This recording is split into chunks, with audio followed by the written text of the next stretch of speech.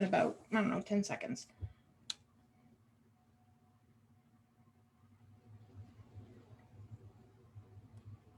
And there we are. Hi, everyone. It's Sarithkin from Ontier, and I'm here with the Murder of Dukes interview with Duke Eliahu from the middle. Welcome, Your Grace. Thank you. Thank you, sir. Good. Glad to be here. Yeah, I'm so glad that you agreed to participate. I've been watching the Coach's Corner, and I've been loving it, and I love your contribution to that. Thank you. Yeah. Thank you. It's been a lot of fun, particularly now, a chance to share the different approaches we all have, but also the similarities we have in trying to teach the martial sport we do. Yeah. So I usually start these with your origin story, like, you know, the how, where, when you found the SCA. So if you would start us there, that would be excellent. Certainly. So when I was a senior as an undergraduate, my father passed away.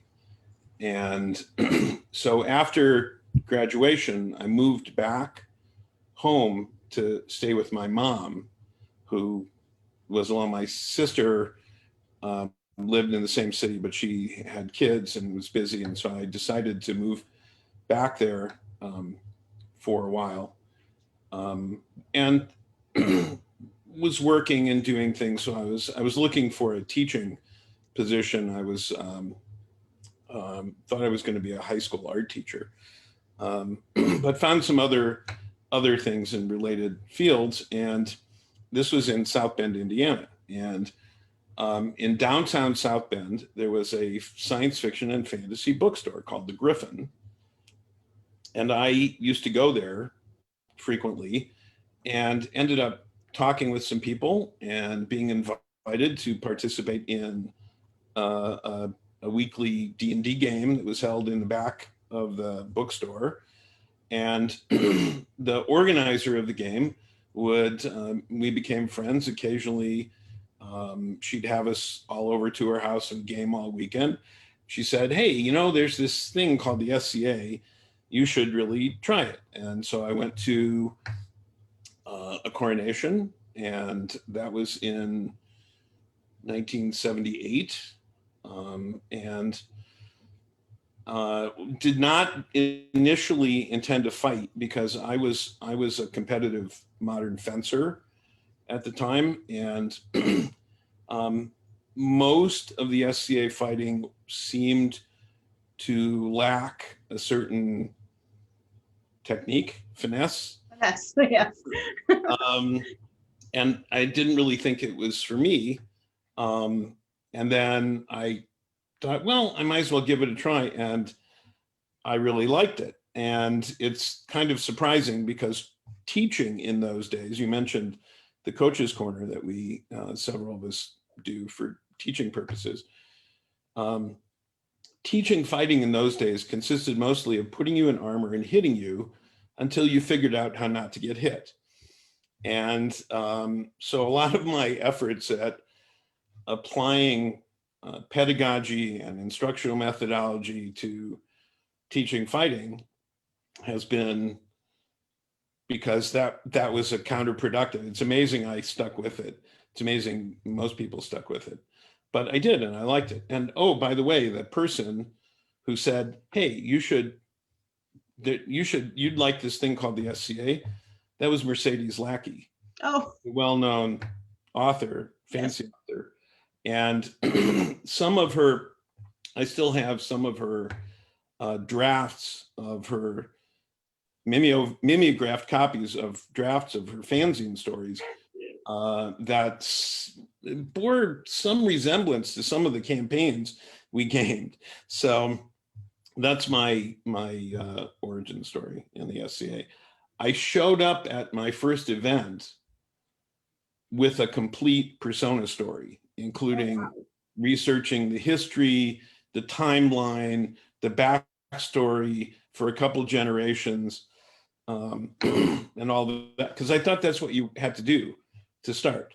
And so I had a name, I had a device, I had a persona story, and several years ago, before court, great court at Penzic. So we were all dressed in all our regalia, and somebody said, "Oh, Duchess Zarina is here." Well, Zarina was the first queen at my first event. And I said, so I went up to her and I said, "Your Grace, I don't think you remember me, but you were my first queen at an event." She said, "Eliahu, is that you? Oh, you were such an earnest young man." And so that I'll always treasure that story.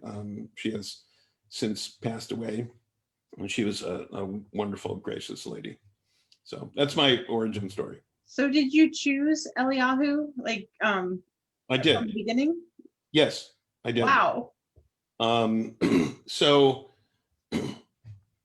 when I started in the SCA, the only people I knew, Eliahu is the Hebrew, it's the modernization is Elijah, but the original is Eliahu. And I'm Jewish. And when I started, the only people with Jewish personas didn't fight.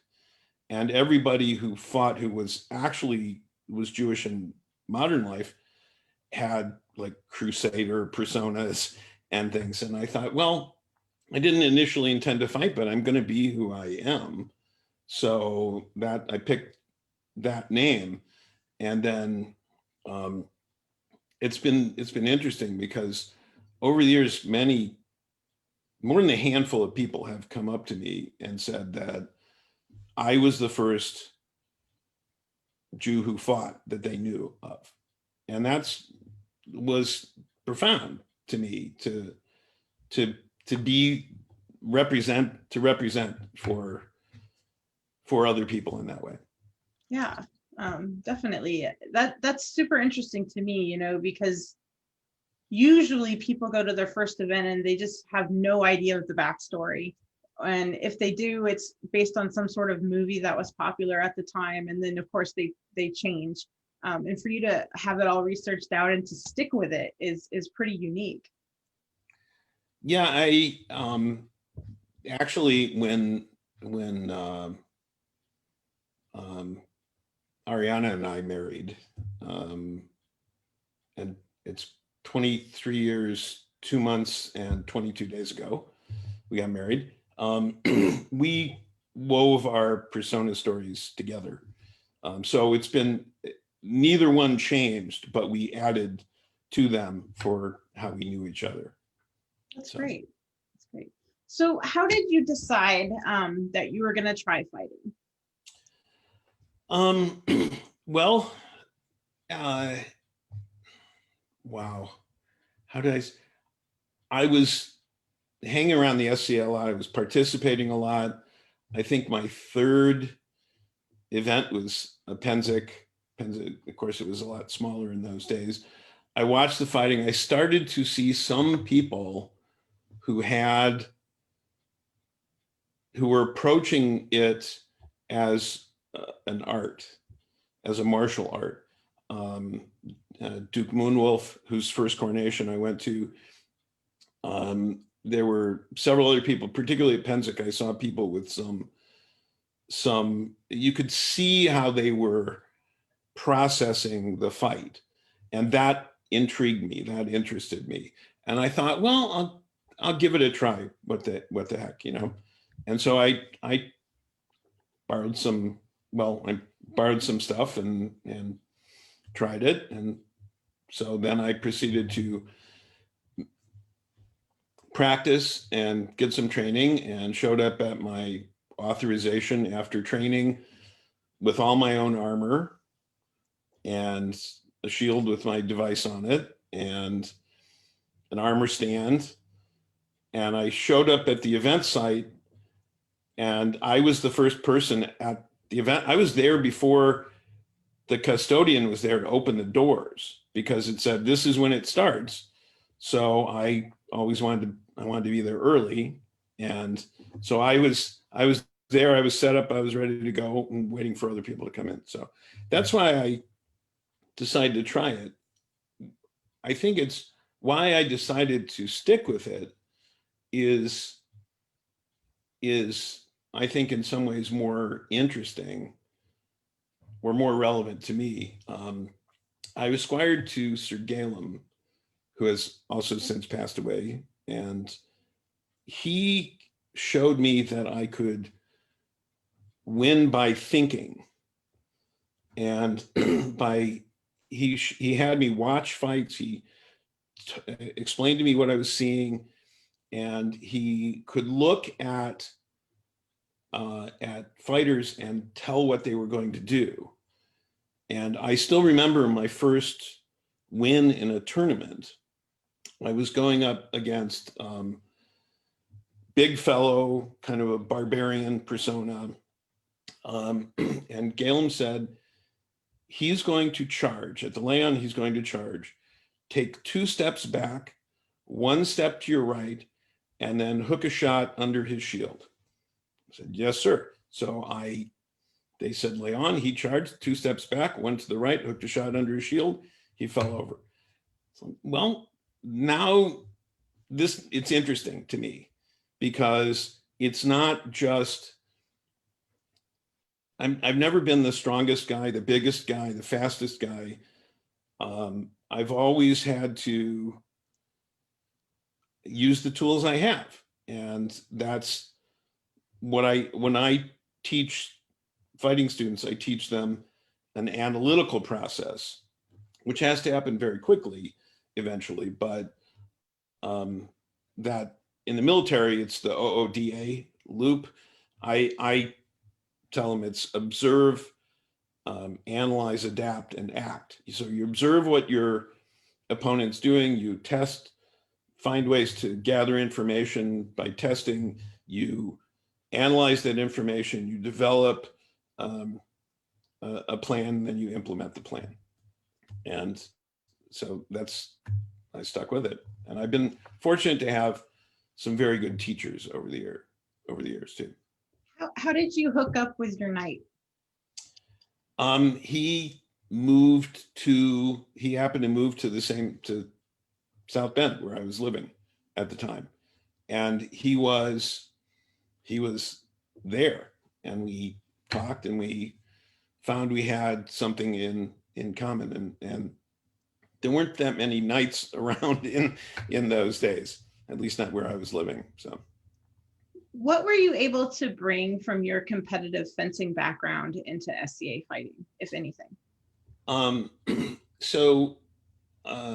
The idea of so there's some things that certainly are different, but it's interesting because a lot of the knights I knew back then came out of fencing, because fencing, modern sport fencing, was the only sword related sport that you could find until they found the SCA. So certainly some timing, footwork, tempo, as it's called in fencing, distance, understanding range and distance, understanding that different opponents have different range based on their size, their reach, their speed, and so there was a lot that was that related, and certainly the conditioning from fencing was absolutely relevant. One way that SCA fighting helped my fencing, because I was doing both for a while. I was actually in a fencing tournament, and I think it was it was a novice tournament, fencing tournament. I came in second eventually, but in the I think it was this semifinals, and sort of, they do it in pools, so it's a little different than that. There was this big fellow, and he intimidated people. So I was watching the fencing, and his technique was to rush at somebody, and they would tend to cringe. Well, I'd been doing SCA fighting, and he wasn't going to make me cringe. And I knew if I stood my ground and gained the right of way by extending my blade, that he couldn't do that. So at the start, when the judge starts, I immediately extended my foil. It was a foil tournament. That gains the right of way. He charged. He ran onto my foil, and he ran into me, which is a warning. So 1 point against him and a warning. Second, and because it was the best of 5 touches in those days, he did it again. Same thing. He got a second. He also ran onto my foil. So 2 points. Plus, he ran into me again. Second warning. That's another point against. So he's 3 points down. So the final one, the fourth one, he advances to rush, and then he stops because he doesn't know what to do. So I touched him. So it's 4-0. And then he decided he was going to try to fence, and he at some point couldn't really stand it anymore. So he charged, and I did a pasata soto, which is it's a drop down under, it's a pass under. And so 5-0, and I won. But having the confidence that I could have somebody run into me and I'd be fine, and I wasn't going to be intimidated, I brought that from the SCA into fencing. So that's pretty cool. When you were, well, let's go back. When you decided that you wanted to fight, was your goal to be a knight and to win crown and that kind of thing, or? No. I was enjoying what I was doing. I was enjoying learning. The more I found better teachers and the more I learned, the more interesting it was to me. I remember at one point, I was doing pretty well. I was winning tournaments. I was having fun. I wasn't really thinking about knighthood. I wasn't thinking about crown. I wasn't thinking about any of that. And a knight came up to me and said, "Hey, I just thought you should know the knights are watching you and you're doing good. So keep doing what you're doing." And he walked away. And that threw me because I had not, I was just an earnest young man. I was naive, and I didn't really think about that. I didn't think about being knighted, which if I had thought about it, to me would have just been a consequence of doing what I was doing, not the purpose for it. But so I think one of the best ways to explain that is I was trained as an artist, as a designer, and you're trained to master the process, and then you work the process. So people who are not trained in that way often think of, and actually Ariana and I were talking about this a bit, people in the SCA talk about inspiration, and people who talk about design or art, they talk about inspiration and finding inspiration. And a lot of popular fiction about artists and writers, creative people, are them looking for inspiration. And that's not the way it works. Creative people are always inspired. What they need is process and discipline. And so I've taught design classes as well as the advertising and marketing classes. I teach now, and I've taught art classes. And I say, you don't think about the product, think about the process. Don't think about the result, think about the process. Think about, be in the moment, which actually applies in all the martial arts as well. There's a concept of being in the moment and that time dilation. And so, no, I was focused on just what I was doing and the enjoyment of it and getting better at it. And I was actually very surprised when they put me on vigil. How long after that night talk to you were you put on vigil? Um,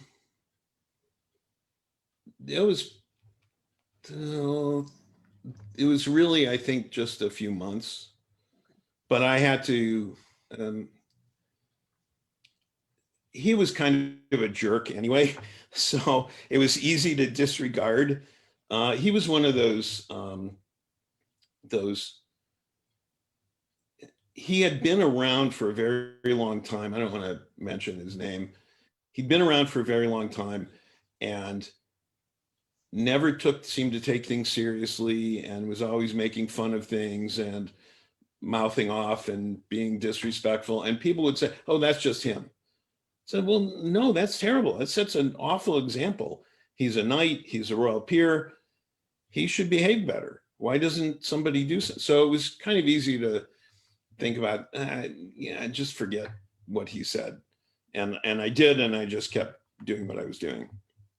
Well, I love how you explain sort of the focusing on the process, because that's something that I talk about a lot. Because if you don't like the process, or I actually, if you don't fall in love with the process, it doesn't matter where you get, because you don't love what you're doing, right? Sure. So yeah, so you have to love what you're doing. So I love that, because I think a lot of people come at it backwards, right? Like they want something, but they want it, but it's not, they don't want to do the work to get it. Well, and as there's a old saying that it's not about what you're willing to do to get what you want, it's about what you're willing to give up to get what you want. Are you willing to give up sitting on the couch and watching some TV show and instead go to practice or work out or pel work or fix your armor or anything like that? So uh,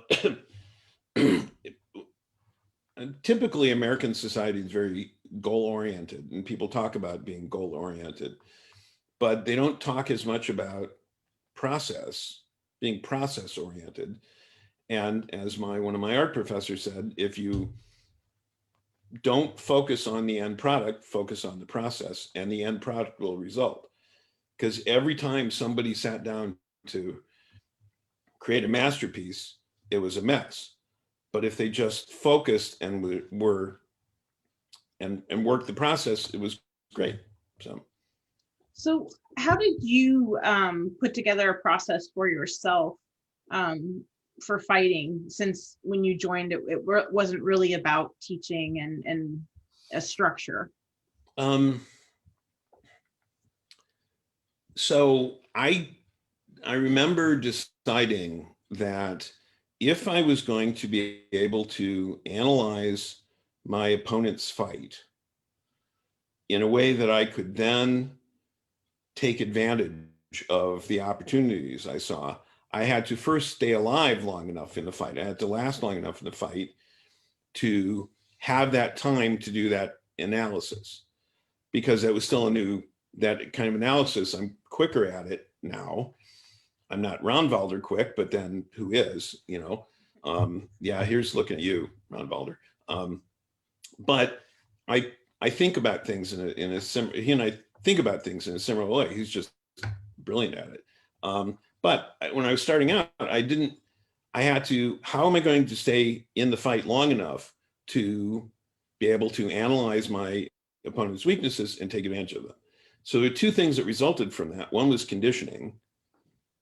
I had to be physically able to last long enough. And the other was defense. So I remember drills I used to do and find with training partners where I would just stand there with a shield and say, I want to start slow and just start throwing blows. And I'm just going to block and block and block and block, and then speed it up and speed it up, because I wanted to be able to just block, stop everything, because that would give me enough time. The conditioning and the defense would give me enough time. Eventually, that led to a process I developed for maximizing the size, shape, and balance of the heater shield that I've posted my directions for doing that, and I've helped people with that. Because I also noticed a lot of people would start with, well, they'd call it sword and board. Or it's not a board, it's a shield. If you think it's a board, it's not sized or balanced or shaped correctly. It should feel like an extension of your arm. You should feel like you're wearing it. So I developed a process for that. And that led me to thinking about what I think is a systems approach to all the pieces. And I tell people when they're looking at fighting instruction or instructors, there are lots of different ways that people approach fighting. But what you should be looking for is somebody who doesn't have a style, they have a system. So all the pieces are interrelated.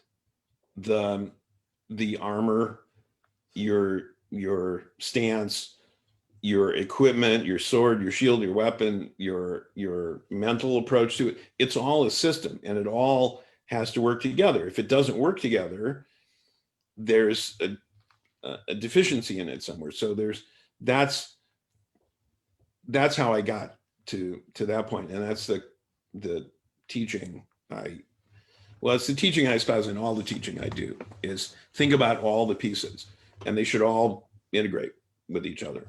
How does someone differentiate between a person that has a style and a person that has a system? Can the person, there are plenty of people who are really good fighters who either can't teach what they do effectively. In other words, they can't remember they're at such an advanced level, they can't remember the early steps and how to break it down for somebody, or they can only teach somebody how to teach the way that they fight. And neither one of those, I think, is optimal for most people. And I remember when I was starting out, after I'd moved from South Bend, I was moved to Ann Arbor, Michigan. I was the only authorized fighter there, so I became the Knights Marshal. I trained all the fighters who initially got authorized, built our little unit. But I was training there. I was going to the Barony of Northwoods, which is East Lansing, Michigan, that had a lot of knights. And I was going to every event I went, I would go up to knights and say, would you work with me? I don't see that as much from, I still see that from some, well, I obviously don't see that at all for the past 9 months, but, but I would do that. So I was getting a lot of information from a lot of different people and trying to integrate it all into a system. And there were some very different approaches.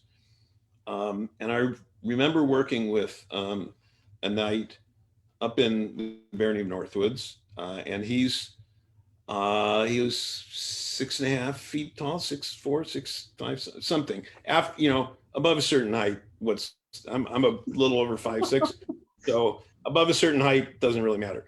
And he was explaining to me shield work. He said, well, you step up to your opponent and you put your shield on top of theirs and you press it down and you hit them. I said, that's a great idea, but you left out a step. He said, oh, really? What's that? I said, the step where I go off the field, I go get a step ladder, I bring it onto the field, I climb up the step ladder so I can get my shield above theirs to press it down and hit them. And he looked at me and he didn't get the joke, because he could only teach people to fight the way he fought. He couldn't adapt to other people's attitudes or bodies or physicality.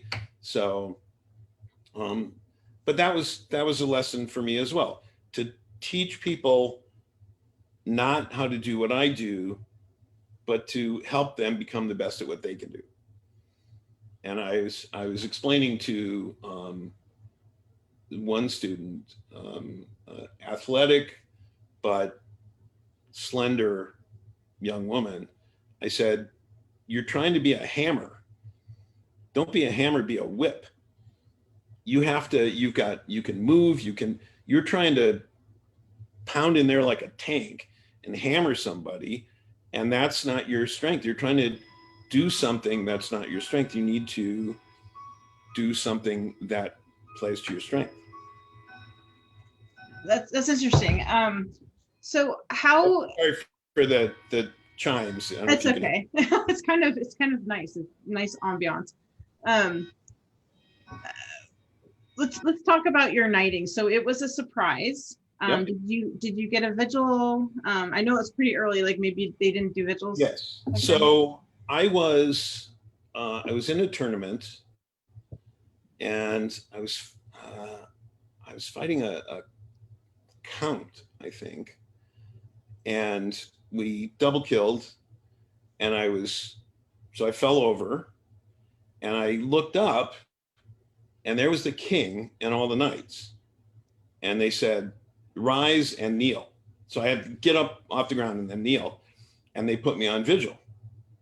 Like, well, great. Well, the tradition in those days was they either just knighted you or they put you on vigil during the day and then knighted you in that evening. Well, my then wife couldn't make the event. We're not married anymore. Married to a wonderful, wise woman now. But my wife then couldn't make the event. So I said, I'm not going to be knighted if she's not here. So they set a date, which was like 3 weeks later, and went back home, found a chapel on campus, removed with movable religious symbols so we could put those away, laid out my armor, and had a vigil all overnight. A couple of knights visited me from the nearby area. My friends stayed with me. And my plan was to get up and go and fight the next day. And I thought, no, my first wise decision as someone who's about to become a knight, a peer, is to go home and sleep, because if I go out and fight, I'm going to get hurt, because I was tired. But that was, at that point, a 3-week vigil was the longest vigil in the kingdom. Nobody had ever done that before. So your actual knighting itself, did you get like lineage regalia from your knight, or? I got there wasn't a whole lot of lineage regalia at that point. And I know you interviewed Duke Dog, who's my friend and podcaster. We have a podcast called The Everyday Knight, everydaynight.com. He plugged it. I will too. But he made a chain, or gave me a chain, that then became the legacy chain for what was then the Shire, now the Barony of Cinnabar. Because I had trained in the Barony of Northwoods, they also gave me the Northwoods chain, and that chain had quite a legacy, and I passed that one on. The people in my Shire bought me a sword. It was a rapier, because you couldn't find nobody made quality broadswords in those days. Yeah, I'm thinking for the 40th anniversary of my knighting in a few years, I'm going to get myself a really nice sword. So there were a few things I got. I got a pair of spurs from the King of Atlantia when I was prince, because I was knighted in April of 1983, and I won Crown Tournament in October of '83. and was then king at Penzic 13, and didn't have spurs. And the king of Atlantia said, "Here's, you should have a pair of spurs," and he gave me his spurs, which was very nice. So here and there, it's a lot has, 6 chains and 3 sets of spurs and all that regalia. It was still meaningful. It meant a lot, but we didn't do quite as much. As sometimes now it seems a little bit of an embarrassment of riches sometimes. Some particularly when the knights get all this stuff. And what about all the other peers? Where's all their stuff? I have passed on pelican medallions to people before. So I have a legacy pelican medallion. Our household has a household pelican medallion, because we've got 22 pelicans In your household? in our household. Wow. Yeah. Well, Wow.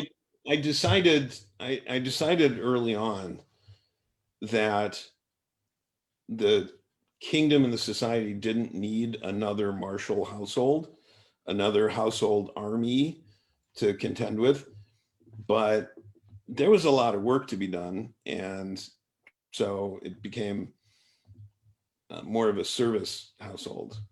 Is that a household you established? I established it initially, but really my wife and I are the co-heads of it, and I certainly am not going to sit here and take credit for all the work that she's done to make it run. And she's also a pelican, and so when we take proteges, we both take protege. They're both our protege, but our squires are squired to both of us because we both have things to teach them. My husband always jokes that my squires get 2 for 1 because we're both knights. Yeah. And he doesn't have any of his own, so he likes to. I don't have any active ones right now because the last couple got knighted, one after another. So, and it just hasn't, the timing hasn't been such that we've been around and stuff. So let's talk about crown. Now, you won crown, like a couple months after you were knighted. Was that something that you were training to do, that you were focused on doing? I liked crown tournament. I still like fighting in crown tournament. Intend to fight in crown tournament again. But because I like the focus, I like you have to be in the moment. You can't be thinking ahead. You can't be thinking of what happened. You have to be completely in the moment. And I think some people say that they're adrenaline junkies. I'm not. I'm that in the moment sort. So if you've ever experienced those times when time seems to go away and you look up, you've been focused on something, you look up and suddenly it's hours later. That's what I like about crown tournament. That's what I like about art. That's a paint, look at the camera. That's a portrait I painted of my wife back there. I was going to ask you about your art and how it transitioned in the SCA, but we'll get to that after the. But it's the same sort of thing. When I was a kid, I remember I looked up from what I was doing and it was really quiet in the house. And I went to the front door and there were fire trucks in the whole neighborhood and our house had been on fire, but I hadn't noticed because I was so focused on what I was doing. My family said, well, we thought the sirens would have clued you in. So, nobody came and got you? Well, they thought I would have heard the sirens, but they should have realized when I'm focused on something, I'm very focused on it. That's one of the things I like about Crown Tournament. And I remember being in the finals of my first Crown Tournament and looking across the field at my opponent, Sir Elistron, also, I don't know, 6 foot, whatever, who's also from the Barony of Northwoods, and I'd trained with a lot.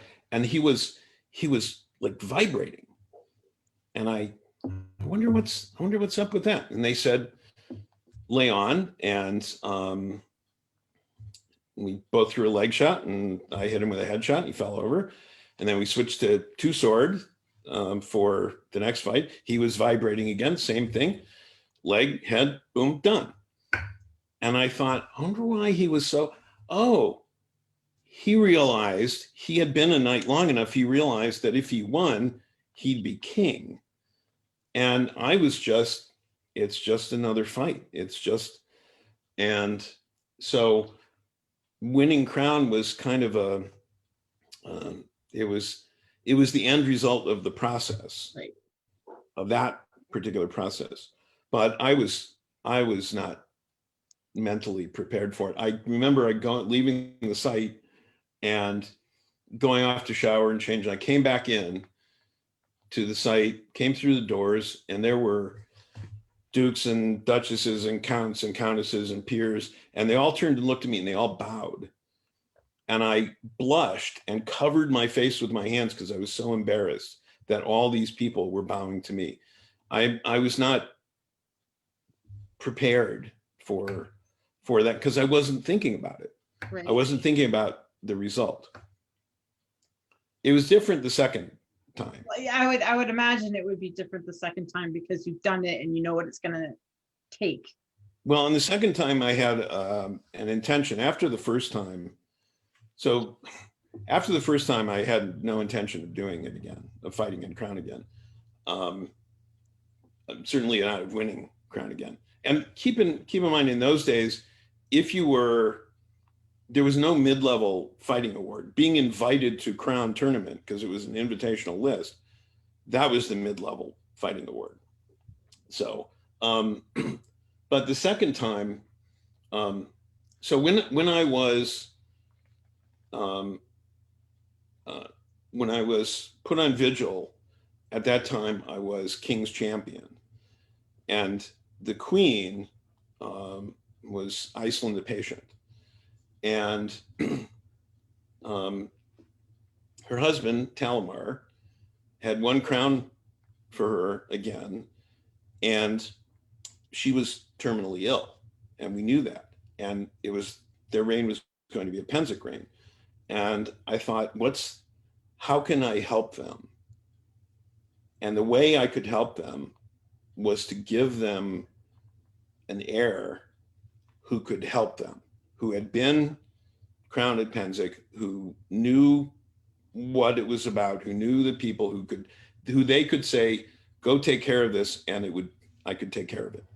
And so that's why I fought. I did fight the second time to win, because I had a reason to, and I trained a lot, and it's a good thing I did because it was a really, really hot day that day.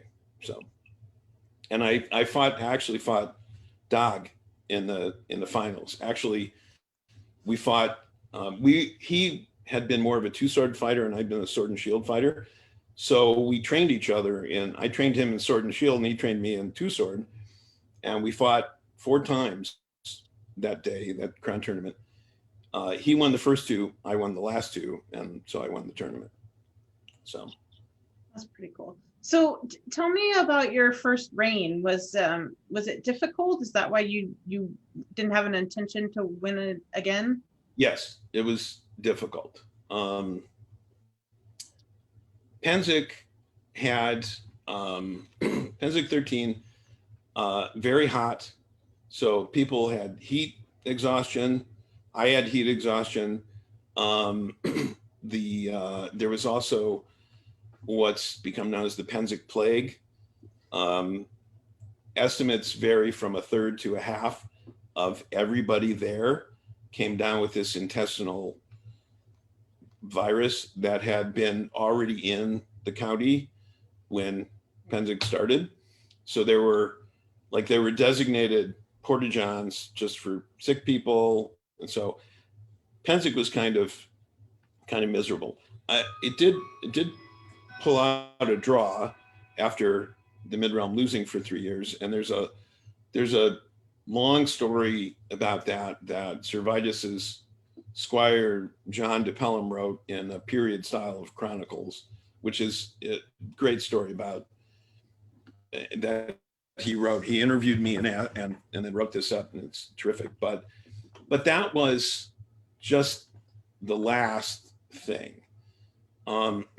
And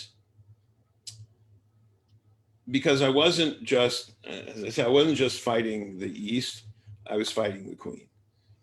And she didn't want to be Queen. And so one of the things I had to do was still make it a fun reign for everybody who had no idea what was going on. So it was very stressful, and I really didn't want to have to do that again. When I think about fighting the crown now, I think, well, 99.7%, 99.8% of the reason for fighting in crown now would be so that my wise and exceptional wife could have the experience of being queen. A small percentage is so I could have fun and have a reign that's fun, because it just wasn't. The second was better for a while. Did you fight for someone else the second reign, or no, I didn't. Okay. So, but things were better, and then they weren't. So I don't want to. Yeah, we don't have to go there. Let's go. Yeah. So after reigning, did you still fight in crown for fun, or have you not fought since? No, I've fought since. I didn't fight in crown until after we were married. Okay. Or maybe just when we were engaged. But my wife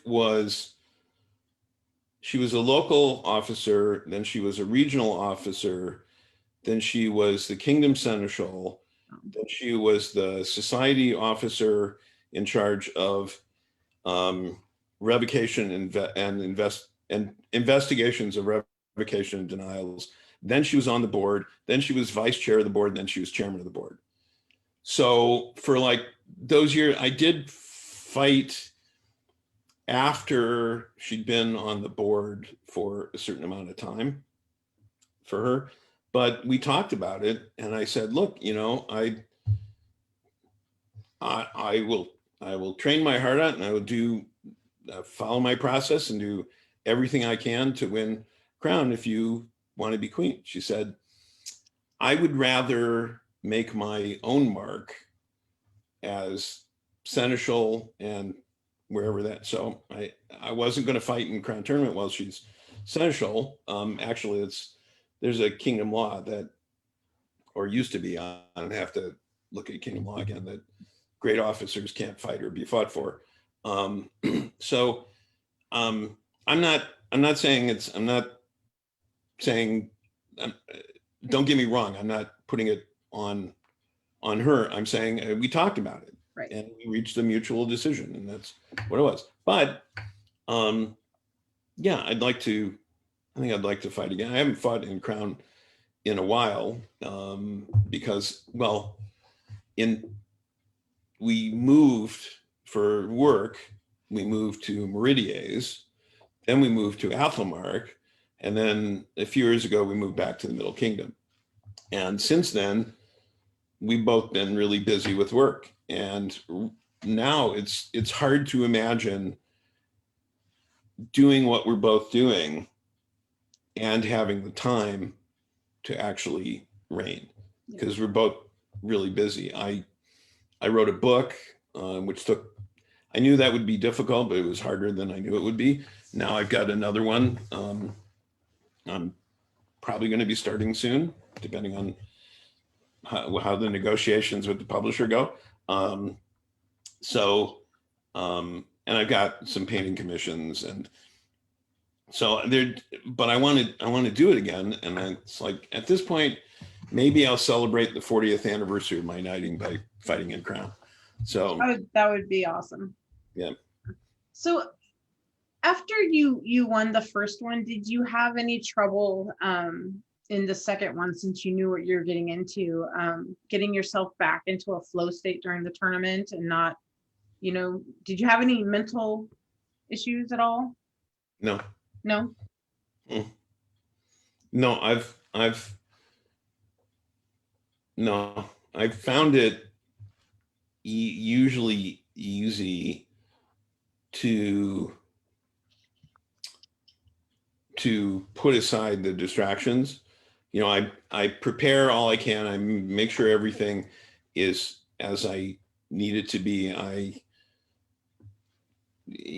try to eliminate as many distractions as possible, but once it starts, there are no distractions. And it's like theater. I've done quite a bit of theater, and people say, well, does the audience bother you? Does it bother you when you're fighting if the crowd cheers or applaud? Honestly, I don't notice them. I really don't, because I'm in the moment. If I'm noticing that, I'm not focused on what I'm doing. So that's interesting. I know a lot of people struggle with that, and I don't think I've ever heard someone this sort of taken it from the theater and been sort of natural with it. That's pretty cool. Well, and I think one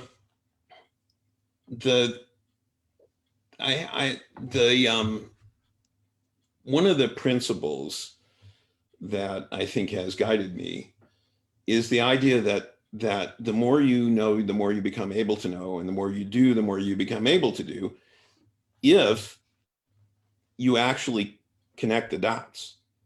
Because I think a broad-based knowledge is really advantageous if you can pull something from one area and apply it to a different area in a way that it hasn't been done before.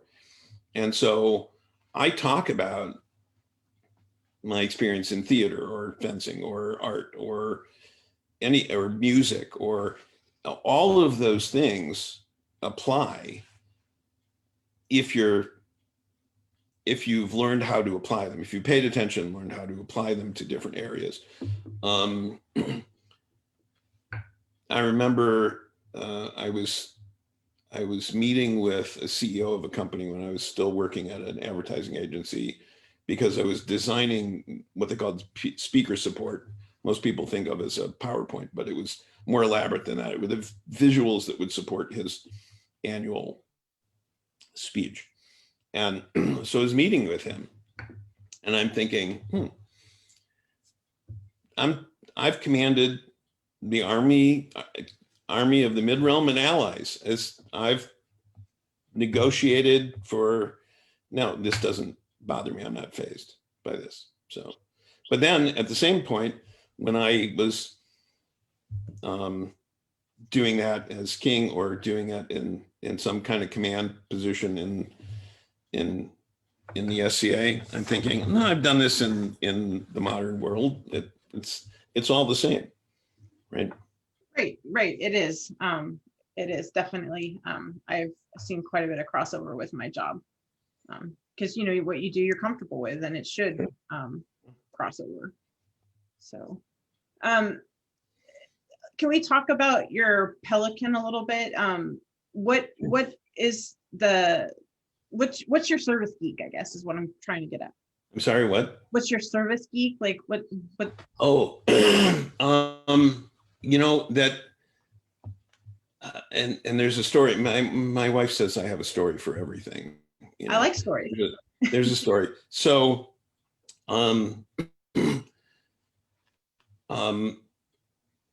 upon a time, there was only the laurel. there was a knighthood and then there was a laurel, and the laurel encompassed both arts and service. At that time, the mid-realm's old enough that they created something called the Dragon's Heart as the highest level kingdom service award. Then the Pelican was created.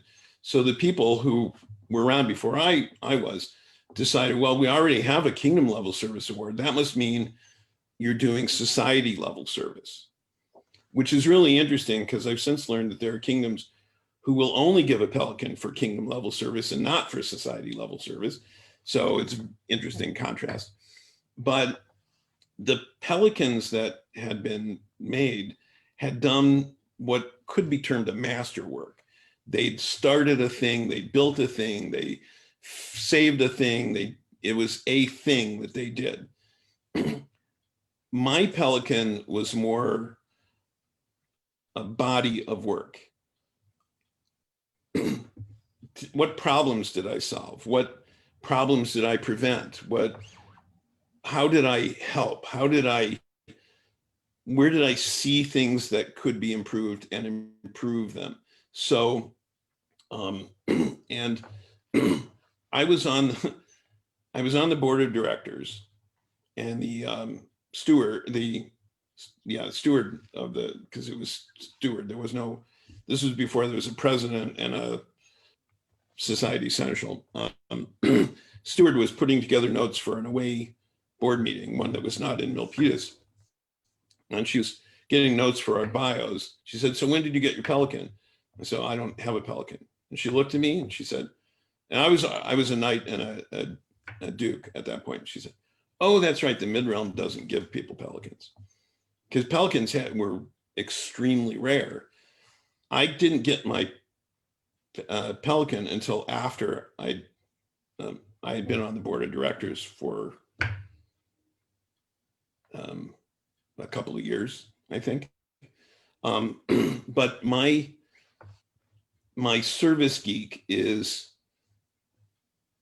seeing what needs to be fixed or what's about to go wrong and helping prevent it from going wrong, or fixing it at an early stage so it doesn't get worse. Or if it gets really bad, stepping in and fixing it. Okay. It's problem solving. Yeah. So is the mid-realm still like that, where the Pelican is sort of a society level service award? No, that changed.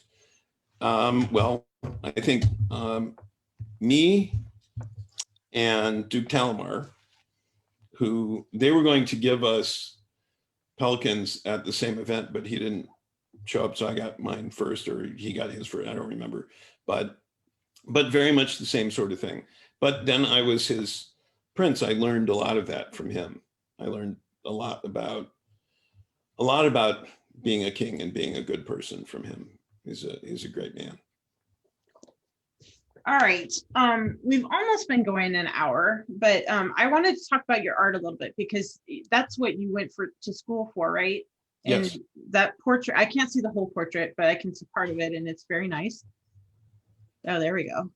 Oh, that's very nice.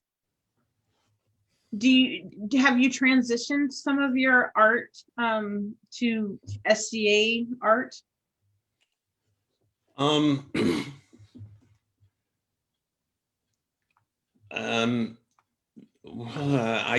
actually, the first event I went to, I took a sketch pad and I just drew pictures of people, and I started painting and giving away paintings. And my first award was an arts award in the society. And then I got into fighting, and look what happened. But I was so busy for so long that I kind of got away from what I was doing, and then found a renewed interest in a very traditional Renaissance style oil painting. And I haven't really shown a lot of work in an SCA context, because I don't like arts competitions.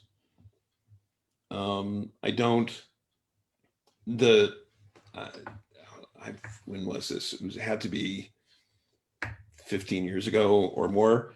There was a king, a good king, who encouraged a lot of people to enter things in competition. It's like, okay, so I entered some drawings, painting, a play I'd written, a videotape of the play's performance, and the people who were judging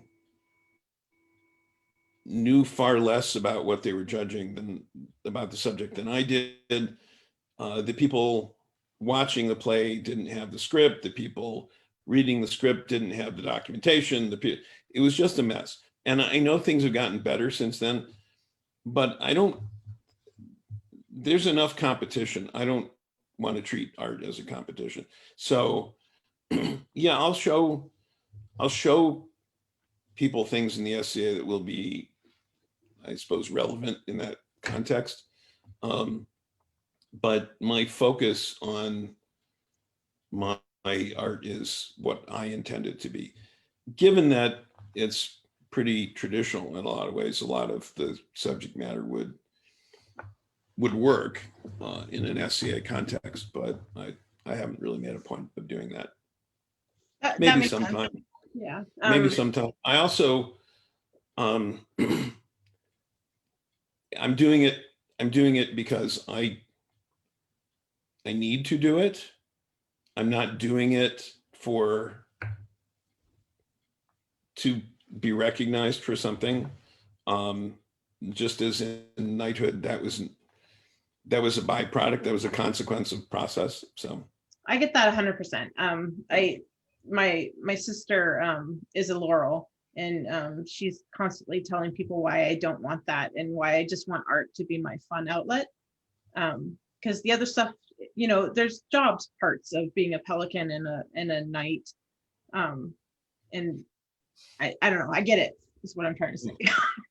I'm not, nothing against recognition for I'm not opposed to that. I'm just saying that that's not, if that were, I didn't fight to become a knight. There's nothing wrong with wanting to be a knight. There's nothing wrong with wanting to deserve the accolade. There's something wrong with wanting the recognition without achieving the substance. I didn't do service because I wanted a pelican. I did it because it needed to be done. Right. I'm not doing art I'm doing art because I need to. And I'll teach anybody about what I'm doing, and I'll share it with them, and I've taught lots of art classes, and so yeah, I get it. I get that, and the art it keeps me sane. I'm sure there's part of your personality that needs that outlet too. Mm-hmm. So okay, it's all art though. Everything is art depending on how you approach it. So I am really curious about your shield thing. Can people find that online? Yeah. I posted it a PDF on, I think, on the Coach's Corner, but I'm happy to, I'm not sure where else I can post it to make it available. Keeping in mind that I have 3 shields for different uses, or different tools. I have a tournament shield. I have a war shield for use in limited front engagements like bridges.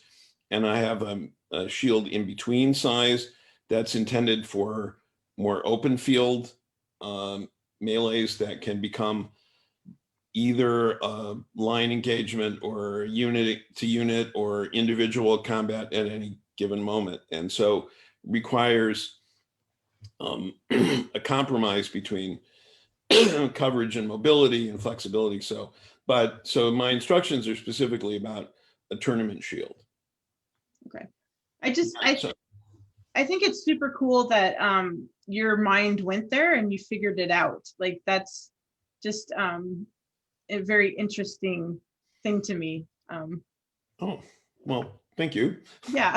So I'm going to go look at it because, I fight with the heater and, if I'm not trying to make sure that I have the best equipment and that works for me the best, then, I'm not evolving. Yeah. So And you'll note one of the final note, which involves the arm position,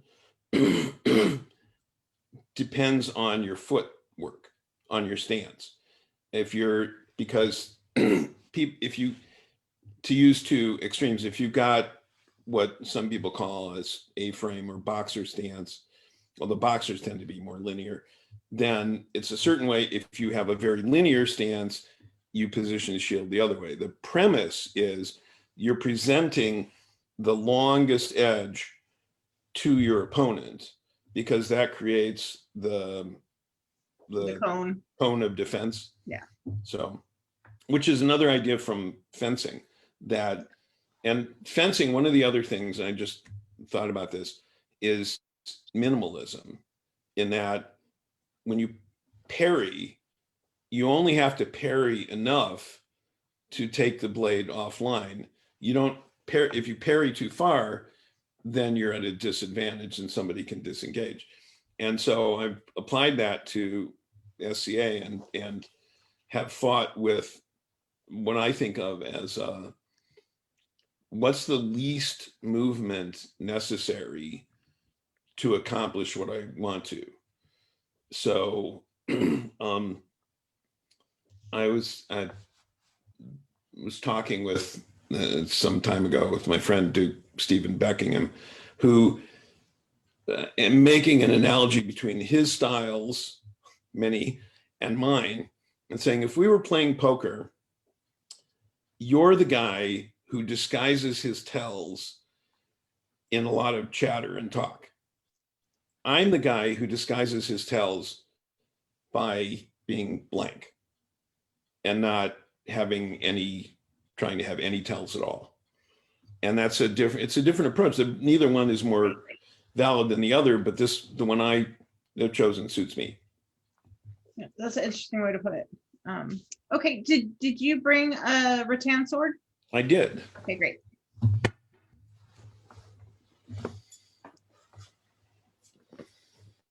Example of a tourney sword. There's a stainless steel basket hilt with this is a tennis racket, a gel padded tennis racket grip. There's a bit of foam that it's kind of, I need to improve the look of that here. Thrusting tip on the end. The overall length is about 35 inches. I have a method of determining the correct sword for a person's body size. Of course you do. Length stance. So of course, the blade length is about 28 inches. The balance point is about 2.5 inches ahead of the basket. The basket is held on. These are set screws that Locofellow drilled and tapped these. So the set screws go in, and then inside is a piece of stainless, thick piece of stainless. So these set screws compress that inner ring to be a collar that grips on it, because the set screws alone would dig in and the sword would break pretty quickly. So I've got those up there. I have a trigger in here, but it's not, I don't use it for leverage. I use it simply to maintain my hand in the correct position. The hilt has a distinctive flat, so I can tell where the edge of the sword is, and it's sized. I don't have a glove on, but this is sized to work with. I always wear a glove. Sized to work with my basket hilt. So again, it's a system. But that's for tournament. I have a sword I tend to use in melees, particularly large war type melees. That's a little shorter, heavier blade, heavier basket hilt,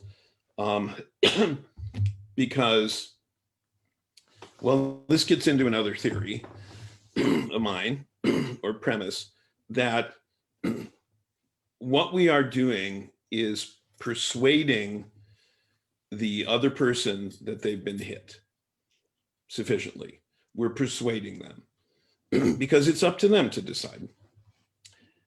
And the ways we persuade our opponents that they've been hit are by how clean the shot was, how forceful it was, how much we fooled them.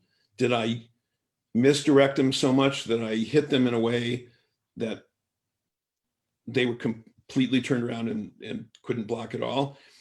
If that's the case, I don't have to hit them really hard. And misdirection, a lot of my fighting has been misdirection, making somebody think that something is happening that is not, and so they're actually open. And so it's easier to persuade somebody. Placement also matters. If I hit somebody across the ocularum and the sword is there and they can see it, it's more likely to register. In a melee, however, particularly a large melee, so much is going on. People are getting bumped and pushed that subtlety is less useful. The kind of misdirection is less useful. So it tends to be more, the persuasive element tends to be more impact based. So a little shorter, a little heavier, thrusts, some strikes, oftentimes two in the same place, depending on the situation, the experience of the opponent.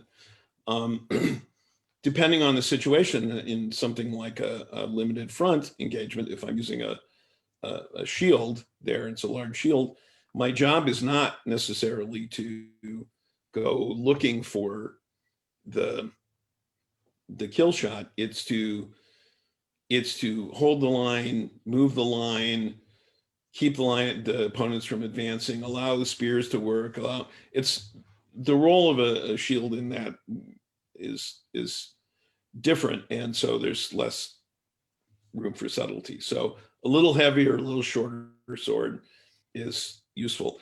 The basket hilt is, well, I think I have it here. Yep.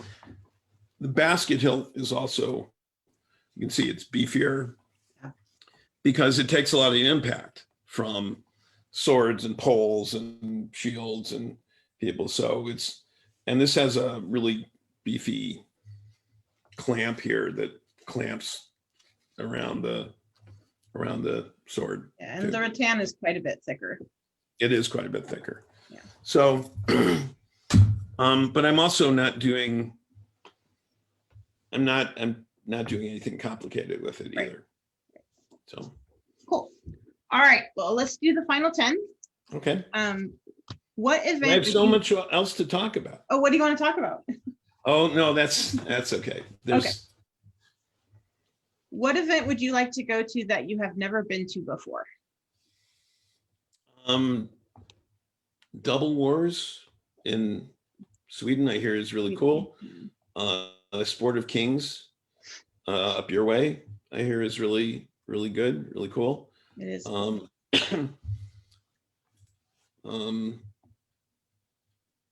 I someday I'd like to, we just get an RV or something, pack some garb and armor, and just travel around. Wouldn't that be fun? That would be a lot of fun.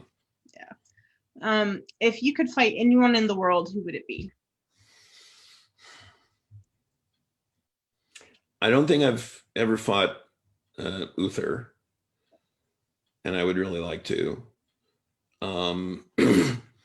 I missed my opportunity to fight Paul Bellatrix because we were both at Pennsic, and it was like the end of a battle, and I was just completely done. And so missed that opportunity. That would have been fun. I don't think I've fought Duke Sean. I've talked with him a lot on the coach's corner, but I don't think I've fought him. I have visited, I think, 15 kingdoms, and I think I've fought in 12 at various times over the years. But I guess my answer is I don't know everybody I want to fight that I haven't fought yet, because I haven't fought them yet. There are a lot of people who are really good out there. Yeah. Okay. You've talked to a lot of them, in fact. Yes, I have. Maybe that'd be a list. Everybody you've interviewed for this, that would be good. Seriously, once COVID is over, I'm gonna put that list to good use. What's your favorite medieval-esque or period movie? Oh, goodness.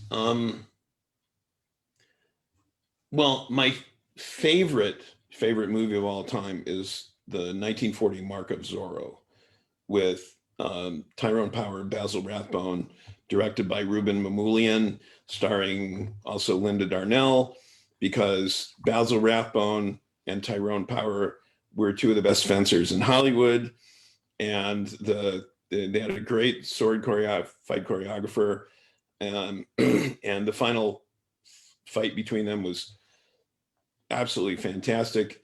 I was a big Zorro fan when I was growing up, and that's still my favorite movie. I've done some theatrical sword fight choreography, actually, which has been a lot of fun. Cool. But I do admit to having a fondness for the Black Shield of Falworth, which is dreadful in so many ways, but there's a lot of good stuff in it. I really like Robin and Marian because the screenwriter and director took various conflicting stories, legends of Robin Hood, and wove them into a cohesive whole, deconstructed it, myth and legend, into real people and how they would have behaved. And the bastard sword fight at the end between Robin and Sheriff of Nottingham I haven't seen it in a while, but I remember it being pretty damn good. That's enough, probably. Yeah. What is your favorite Pennsic story? Oh dear.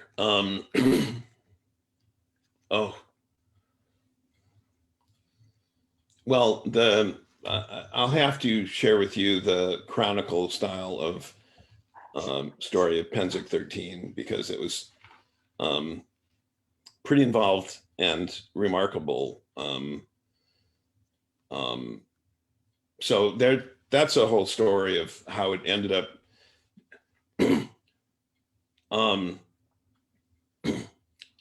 So as I mentioned, we'd had excessive heat stroke, heat exhaustion, the Pennsic plague. In those days, Pennsic ended on Sunday and people went home. So there were two battles scheduled for Sunday, a bridge battle and the field battle was going to be the last. And the time came for the bridge battle, and it got delayed because the East was going to knight somebody, and they couldn't find the kingdom knighting sword because the prince had the kingdom sword of the East with him, and he hadn't slept in his own tent. So they couldn't find that, so they delayed the start of it. The fight was to the last person in those days. And the previous longest bridge battle had been 45 minutes. We were outnumbered, and so I fought a war of attrition, delaying action. I actually consulted before Pennsic, I talked to military strategists, actual modern world military strategists to develop strategy, and also read historical battle strategy. Academic, what can you know? No, so, I'm loving it. I'm loving it. So, and so I was standing inside the barrier, but at the edge of the field, simply directing people where to go and what to do and deploying troops, because I was treating the 3 bridges as not as individual bridge battles, but as a cohesive battle. And the Kyrgyzs were with me because I'd had heat exhaustion. And they said, well, you're not going to go on the field. I said, no, of course not. But I have to be here in armor and to command, right? Well, at one point, now it's about 2 hours and 45 minutes into this battle. Their king, King Duke Hasdrubal was their king. He had already gone in and he'd been killed. And they had a breakthrough on one bridge. So I ran to the further bridge with the Kyrgyzs chasing after me, being restrained by the marshals. And I ordered people on that side to push. So we broke in to their open field. And there was a lot of fighting, swirling, and I got onto the center bridge where I was then, the people with me were killed, and I was left confronting like 5 people. And I said, I demand single combat with the highest ranking peer left on your side. And they said, yes, Your Majesty. And they stood there. Meanwhile, my troops behind them were doing well and came up behind them. And they then were getting attacked from the rear. And so I said to the people in front of me, well, this changes things. And I pushed one off the bridge with my shield. I killed 3 more with 1 blow each, led my troops into the final bridge where after 3 hours, there were, I think, 6 of us left. And at that point, it started to rain. Now it's Sunday afternoon and Penzik closes on Sunday, and Hasdrubal came to me and said, hey, you know, you guys won the archery point. We won these 2, you won the bridge. It's tied. My people are sick. Everybody's sick. Everybody's tired. We got to pack up and go. Let's call it a draw. I said, done. So, but that's just one. I've got so many stories. I've got just so many stories. When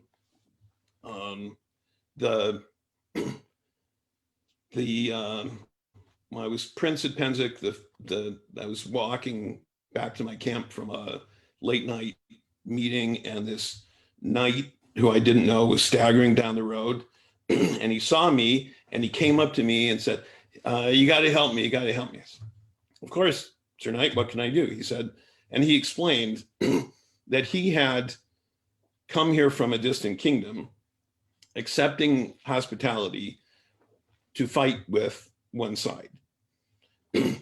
Then his king changed his mind, decided to show up and called all his knights to him. So he said, what am I going to do? Can I fight with my king? Do I break hospitality? What do I break my oath, break my hospitality? What do I do? I said, well, Sir Knight, as our forebears did, you should pay your scutage. That's a fee you pay to your hosts to hire people in your stead. And as you are a knight and a worthy man, as I propped him up, said, you must pay them enough to hire 5 good men at arms to take your place on that side and then fight with your king. And he looked and he said, oh, thank you. And he staggered off. And I don't know if he remembered in the morning what he was supposed to do. But there was I was walking down the road at Penzik with some of my people, and a Duke I know from New Jersey was approaching the other way. We sat across the negotiating table from each other many times. And he had some of his people, we greeted each other. and we were friends. We used to tease each other. And I said, greetings, Your Grace. He said, hey, how you doing? I said, Your Grace, well met. It's a lovely day. I'm so pleased to see that you are walking abroad with your people on this fine day. I wish you well. And he turns to his people and said, I love it when a man has a command of the English language. And I said, thank you, Your Grace. You ought to try speaking it sometime. And everybody laughed, and it was all in good fun. I got so many stories of, well, the first Penzic I went to was Penzic 7. And the first one I fought in was Penzic 8. And it's now approaching, I don't even really know what the one that was just canceled was. So almost it was 50. Supposed to be 50 next year, so maybe it was 40. Next year. Okay. Yeah. So a lot of Penzics. A lot of stories. I was the last surviving mid-realmer in the field battle one year, and so they gave me single combat in front of the assembled royalty, except for my king and queen who had already left. When the assembled royalty gave me single combat, and after the 10th person I defeated, one of these allied kings came to me and said, here is the mid-realm banner, Your Grace, you have won this back for your kingdom by your deeds. I said, thank you, Your Grace. Your Majesty, I will consider accepting this for the safe passage of your army from the field. He said, thank you, Your Grace. Please consider withdrawing from the field before you defeat my army, one person at a time. I said, thank you, but please accompany me to my king and queen to let them know that I retired from the field honorably. And they said, they did. And then that was a good moment. That is a good moment. Really good moment. All right. Sorry to go overly long, but no, it's okay. What book should someone on the path to knighthood read? Oh, all of them. All of them. Certainly from Asian martial arts and philosophy, the Book of Five Rings, The Art of War, the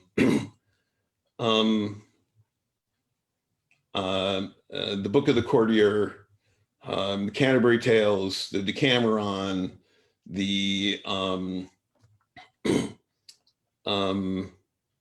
I get a lot from the studies and translations that people are doing of Fiore, but that's a really deep subject of study itself. There are several different versions of the life of William Marshall that are instructive. Some are better written than others. There's if I move the camera, there's a bookshelf over there with just the medieval militaria and stuff. And books about the Black Prince, and there's a lot. Froissart, not a French speaker, Froissart, the Chronicles, books. There are lots of books by my friend Duke Finvar, Steve Mulberger, that are really good and informative. There are a couple of short volumes that Servetus has written that are instructive. I remember when one time when we moved, the movers, the first time big move, we got rid of a lot of boxes and boxes of paperbacks and donated them, but we still had lots of books. And one of the movers said, "Did you read all these books?" I said, "Well, yeah, but some of them only once." And so that was probably mean of me. So He asked. So Who do you like to watch fight? Ronvalder, Branas, Alanon,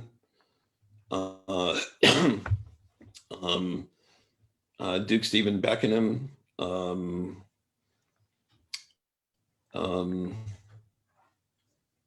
Duke Havek in the West.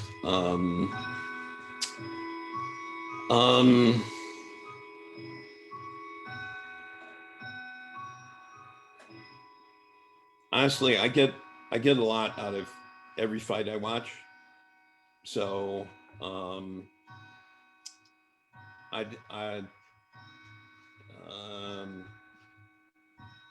have to, you know, that would take some time to really think about. There's a lot of people I like to watch fight. Do you have a hero or an inspiration in the SCA, and if so, who is it? Well, and certainly my wife, but if you, again, we talked about inspiration, and her inspiration is not a on the day of thing. It's I think what we do for each other is find ways to help each other do those things that we each need to do in ways that we need to do them. And so that is inspiring in its way. Certainly, Duchess Iceland, who, though terminally ill, sat on the throne with grace and kindness, and very inspiring in her courage and strength and kindness.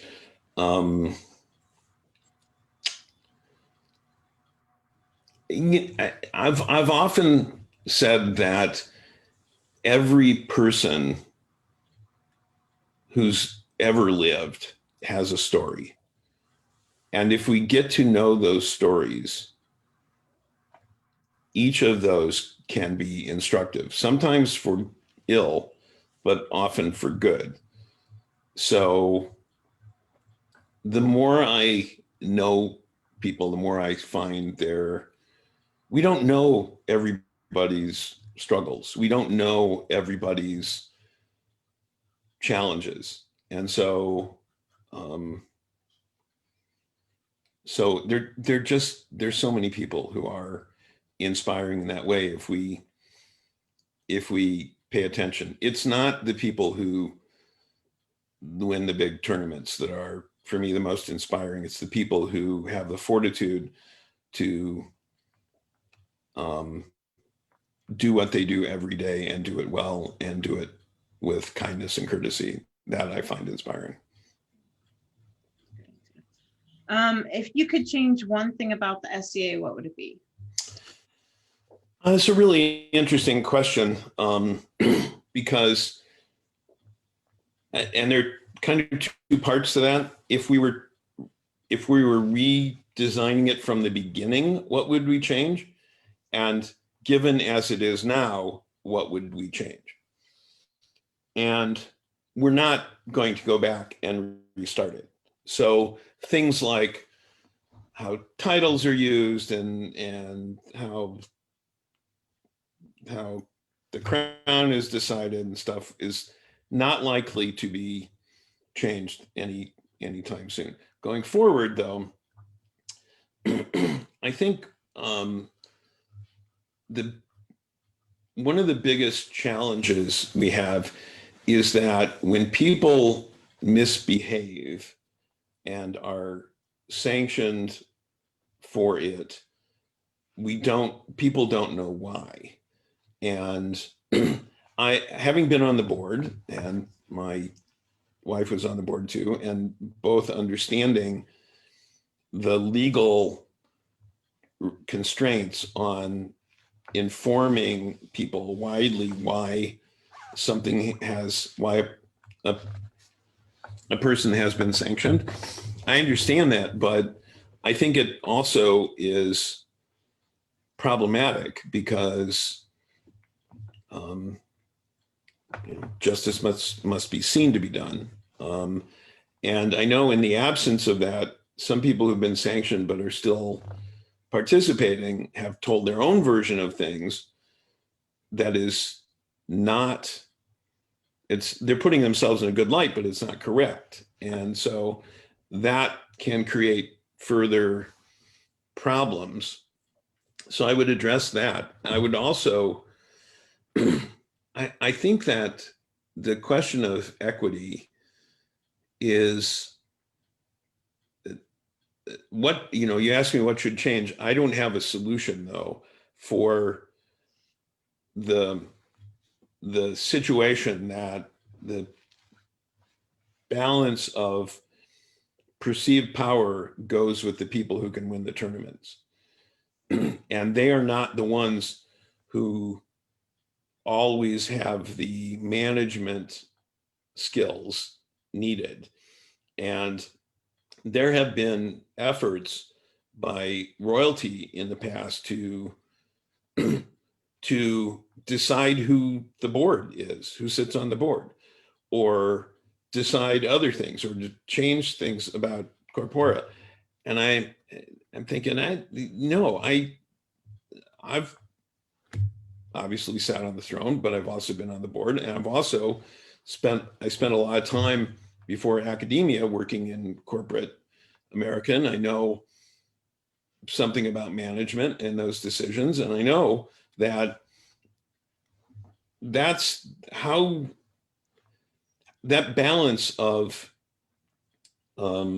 perceived authority of the crown and actual authority of the officers, I think needs to be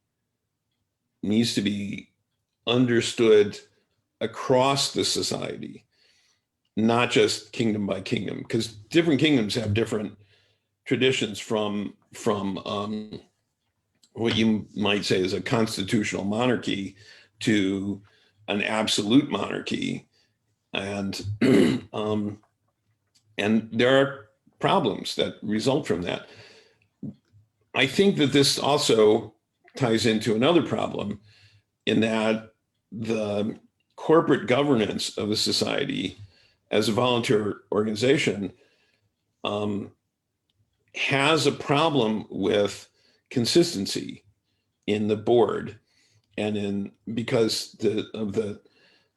nobody can be expected to do it for more than a few years, because it's really challenging and difficult and time-consuming work. And it's also volunteer work. So the problem is something will happen and be done for good reasons, and then somehow that doesn't, several generations of board later, now that gets overturned or lost or somehow. So that's an issue. The society has generally done a pretty terrible job. It's improving, but has a history of doing a terrible job communicating to the populace. And part of that is the result of some of that is that people make up their own notions about what happened and why and the reasons for it, and also have loyalty to their local group or their household or the kingdom, but not to the organization as a whole. And that's a brand and marketing problem, and communication problem, which is my area as well.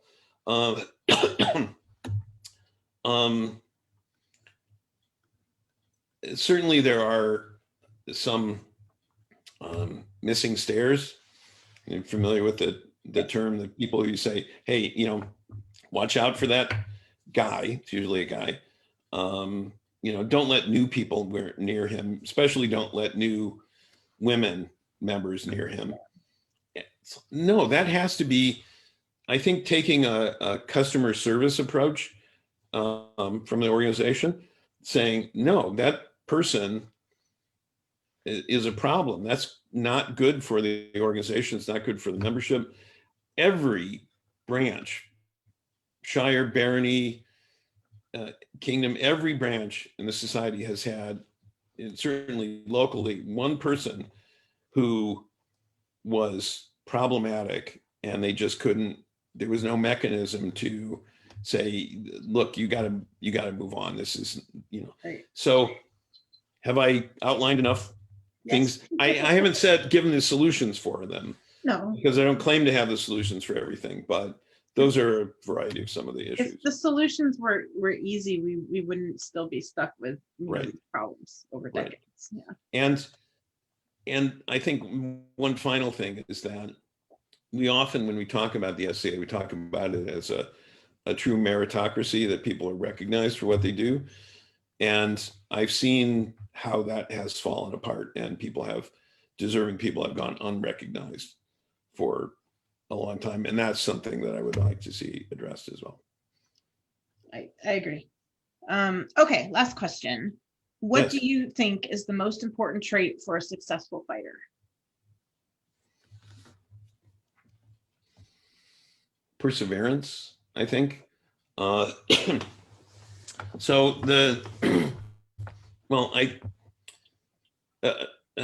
almost 2 years ago, I started going to a dojo to study a mixed form of martial arts that includes a bunch of different forms, because I needed to empty my cup.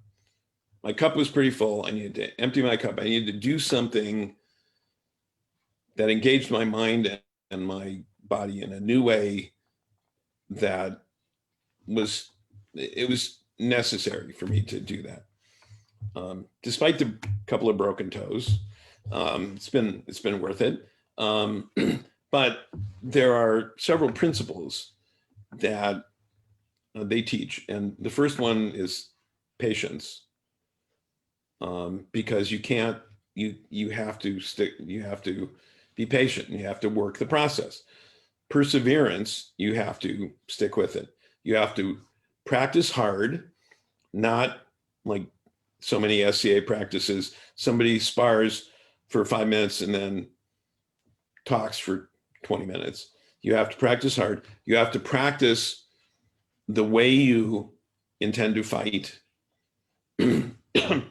And they also have meditation as a fundamental of that form of martial art. And I think that's important. Somebody posted this question online, said, well, is that important? And I said, yeah, it's a foundation. Meditation is the foundation of all true martial arts. To still the mind and thus control the mind is essential. And somebody posted back, nah, just hit the guy. It's like, okay, you're missing a point here. So I think perseverance is important, but again, it's all a system. You can persevere at doing the wrong things. Practice only makes perfect if it's perfect practice. So you have to find a good teacher. You have to approach fighting as a process, as a system. You have to make sure that all of the pieces are integrated and interrelated in an effective way. Your physicality, your technique, the system you're learning, your equipment, your practice schedule, your nutrition, your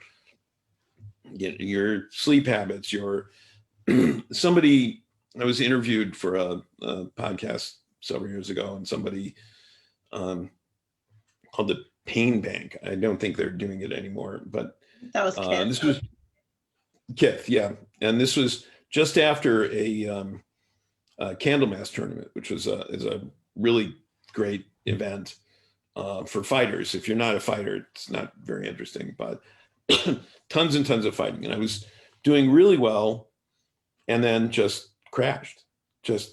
And he asked me about that. He said, well, you were really coasting through the early rounds, and then you got to a round, and then it's like you just had nothing left. I said, well, I had to rethink, and I've had to since then rethink my game day nutrition. What am I eating before, during, and after. Because I remember the days of you go out, fight all day without really eating, then eat a really big meal, drink a lot, stay up all night partying, get up and do it again. Well, I'm not going to do that. That's self-destructive now. You have to fight smarter. And so it's all has to be a system, including your nutrition and your habits. You have to make it a habit. Perseverance is not just sticking with it. It's making it a habit, making it a process. My father, people about this time of year started asking, do you have a New Year's resolution? I said, my father said, don't make a resolution, make a plan. And that's my advice, make a plan. Very good advice. I like how it always comes back to the system. I think that's pretty cool. So I can't help it. It's it's how I think about things. So I can't help it. I could think some other way, but I don't. I choose not to. So. Well, thank you very much, Your Grace, for talking to me and for letting us shoot it live to everybody else to watch as well. I appreciate. You're very welcome. You're very welcome. Thank you everyone for joining us. Tomorrow I'm talking to Duke Gunther from Anstiora, so that should be interesting as well. So I'll see you all next time. Thanks again. Thank you. Bye-bye.